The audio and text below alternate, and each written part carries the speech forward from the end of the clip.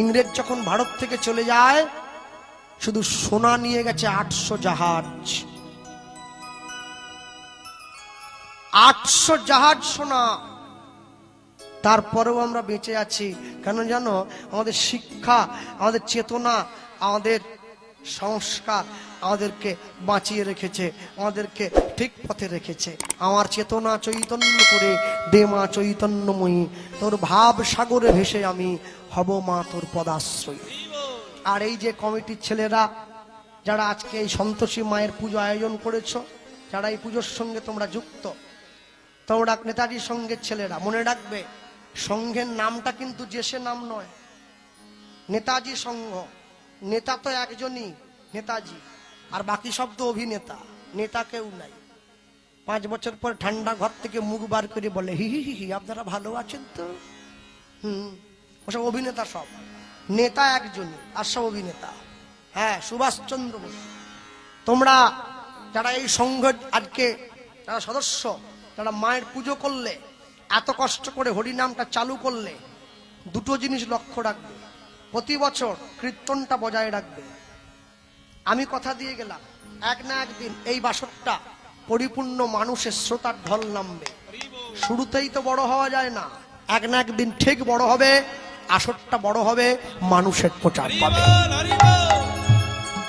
আরেকটা কথা, যারা সদস্য হয়েছেন, অনুষ্ঠান করছেন, এবং এই সদস্যদের মধ্যে যারা একটু বয়োজ্যেষ্ঠ আছেন, যদি কেউ থেকে থাকেন, তোমরা প্রত্যেকে মায়ের পায়ে হাত দিয়ে প্রতিজ্ঞা করবে তোমার পূজাকে কেন্দ্র করে আমরা কোন রকম নেশার জিনিসে হাত দেব না। কেউ হাত দেবে না, কোনো মদ খাবো না, কোনো গাঁজা খাবো না, নেশার বস্তুতে হাত দেব না। শুদ্ধ চিত্তে সৎ মনোভাব রেখে পবিত্র চিত্তে মায়ের আরাধনা করব, মায়ের পুজো করব, তবেই তো মায়ের কৃপা পাবে, না হলে পাবে কি করে? নিতাই গৌর প্রেমানন্দ, হরি বল হরি বল। আর শোনো, আজকে যে মঞ্চে কীর্তন হয়ে গেল, মঞ্চটা পবিত্র হয়েছে, বৃন্দা দেবী উঠে এসে বসেছেন মঞ্চে। লক্ষ্য রাখবে আগামী দিন যদি কোনো অনুষ্ঠান হয় যেন সেটা অশালীন না হয়, শালীনতা বজায় রেখে যেন অনুষ্ঠানটা হয়, তবেই মঞ্চের সম্মান থাকবে, না হলে কিন্তু থাকবে না। সব জায়গার জন্য সব জিনিসটা চলে না। হ্যাঁ, আমি দেখেছি তো যখন ড্যান্স টুপ হয়, ওরে বাপরে, যেন ঘরে আগুন লেগেছে, এদিকে হাত পা ছুড়ে, এদিকে হাত পা ছুড়ে, এদিকে ছটফট করে উড়ে নাচ। নাচের না আছে কোনো মুন্ডু, না আছে কোনো মাথা। মনে রাখবে সবসময়ের জন্য যে জিনিসটা চালু করেছেন এটা বন্ধ হতে দেবেন না, আর যেটা বন্ধ করেছেন চালু হতে দেবেন না। কেন জানেন?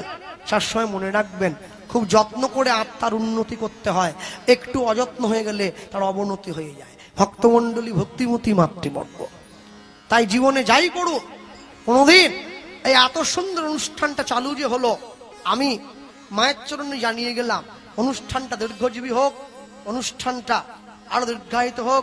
গ্রামের মানুষ শুধু নয়, বাইরের মানুষ কাতারে কাতারে আসুক, এই গ্রামের সম্মান হোক।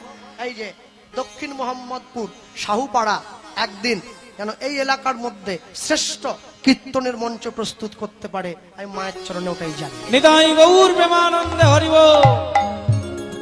সবসময় মনে রাখবে জগতে যাই করুন না কেন, যেভাবেই বলুন না কেন, কোনোদিন নিজের সত্তাকে ছোট হতে দেবেন না, কারো কাছে নিজের পরিবেশকে ছোট হতে দেবেন না। আর যে সমস্ত মায়েরা কীর্তন শুনতে এসে বসছেন, উঠে যাচ্ছেন, আবার এসে বসছেন, আমি একটা জিনিস লক্ষ্য করলাম যেটা খুবই দৃষ্টিকটু, আপনারা জুতো পরে আসনে উঠছেন আর জুতো পরেই আসন থেকে বেরোচ্ছেন, এগুলো করবেন না। হরিনামের আসনে জুতো পরে উঠে আসা যায় না, ওটা বাইরে খুলে রেখে হাতে নিয়ে উঠে যেতে হয়। আবার যখন উঠে আসবেন হাতে নিয়ে উঠে আসবেন, তবে আসনকে সম্মান দেওয়া হয়। অনেক বয়স্ক, বাবার থেকে বয়সে বড়, মায়ের থেকে বয়সে বড়, তারা বসে থাকে আসনে, তাদেরকে সম্মান দিতে হবে। তা যদি না দিতে পারো, হরিনামের আসনকে সম্মান দিতে পারবে না। আসনে জুতো পরে উঠে আসবে না, জুতো হাতে নিয়ে উঠে আসবে।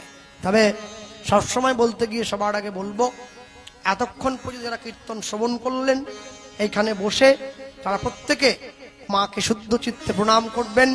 মায়ের ভক্তি, মায়ের প্রতি ভালোবাসা, মায়ের কৃপা, মায়ের আশীর্বাদ সম্পূর্ণ গ্রামবাসীর উপর বর্ষিত হোক।